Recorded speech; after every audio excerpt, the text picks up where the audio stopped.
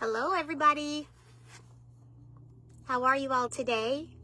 I am here with another session of Mortgage Minutes. Today is May the 7th. Is it May the 7th, y'all? I think it's May the 7th, 2026. I hope y'all are doing good. It is the first Thursday of the month of May, so we're here every first and third Thursday, and I hope that you all find value in what I bring to you for Mortgage Minutes. We are going to talk to you today about escrow shortages. So if you have an escrow shortage or you have more questions about escrow shortages, this should hopefully help you. And of course, you can always reach out for more information. We're going to start with our verse of the day, which is Romans chapter 10, verse 13. It reads, "For everyone who calls on the name of the Lord will be saved." So Romans chapter 10, you can definitely go back and read the entire chapter, but it's all about our salvation and how we come to be saved and accept Jesus Christ into our hearts. So go back and read chapter 10 and tell somebody about the good news. All right, so escrow shortages explained. So first of all, what is an escrow account? It is an account that the mortgage company sets aside for you to pay your property tax and home insurance that is normally taken on a monthly basis. So if you have not waived your escrow, then your total monthly mortgage payment will include your property tax and insurance on a monthly basis. For the majority of people, your insurance will renew in the same month in which you closed on your home, because insurance is paid in advance. It's collected at closing, and it's paid for 1 year every time that it's paid. Now, if you ever change your insurance in a different month other than the month that you closed, your insurance will then begin to renew on that month. Your property taxes will be paid in arrears. So your property taxes are collected every month. Of course, in your mortgage payment, that money is set into your escrow account. And then the county that you live in sends the invoice to the mortgage company. They pay that tax bill. So for the majority of people in Texas, that tax bill comes out in October. It's due by January. And for the majority of people in Arkansas, those are the two main states that I service, that's going to be a March or April timeline for Arkansas.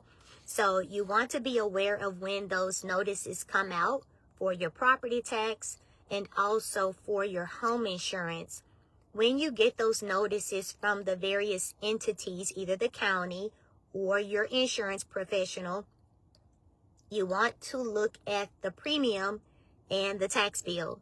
You want to see if those items have changed at all from when you purchased your home.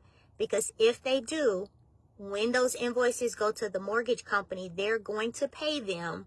They're not going to dispute them or argue the amount. They're going to pay them. And then every year, the mortgage company will do a reconciliation or reconciling, of your escrow account. And they will look at what they paid versus what you had in the account. Now, the mortgage company only does this once a year. So they're not going to do it just on a case-by-case basis because your invoice came in. They do it once a year when they decide they're going to do it. So recently that happened on my mortgage personally, and we didn't realize our home insurance had gone up because our home insurance company no longer was sending the invoices via U.S. mail. They were putting them only in the portal, so everything went to e-documents. So also be careful about that. If your insurance company has elected or you've elected e-documents for anything, you want to set reminders on your phone for a month or two out so you can see what those premiums might change to, and that would give you time to consult your insurance professional or reach out to the tax office to make sure everything is correct there. You can reach out to your insurance person to see why the adjustments have occurred, and there might be an opportunity where you have to change your policy or possibly look at using a different insurance person. So those are just some of the things. I always, advise you to reach out to who you have first. That's always a good start. So just remembering your mortgage payment, You have your principal and interest, which for the majority of American people, right, those are fixed amounts. Some people do have adjustable rates, or maybe they had a temporary buy down rate where their mortgage principal. For most people, it is a fixed principal and interest. Your property tax, though, can adjust based on the value of your home, based on tax rates in your county. So that can change. Your home insurance, of course, that can change too. So a lot of us are experiencing what is called an escrow shortage. Now, when that happens, the mortgage company will give you a few options. They will say, hey, you know what? It's been great working with you. I went ahead and I made those payments for you because that's what my job is, but I'm going to need my money back. So the mortgage company wants to collect that money. And it looks like a lot because they want to collect it for what they already paid. And they want to collect it so they're prepared for next year for what they're estimating that amount to be. So that escrow shortage can be hefty. Now, they normally give you two choices. One is you can send a check in to just catch it all up and prep for next year. Or two, they will adjust your monthly mortgage payment. So if you have an escrow shortage invoice or notice that comes, take care of it right away. Run towards the roar. Go ahead and take care of that. So let's talk about some of the other things that can cause your escrow to be different. If you purchase a property that, let's say, the property owner that you're purchasing from has some exemptions that you don't qualify for, your property tax could change. Let's say you're buying from an elderly person who has had the taxes frozen or the value frozen on the home because they qualify for an over 65 exemption. Or you buy from a disabled veteran and that veteran has an exemption that you don't qualify for.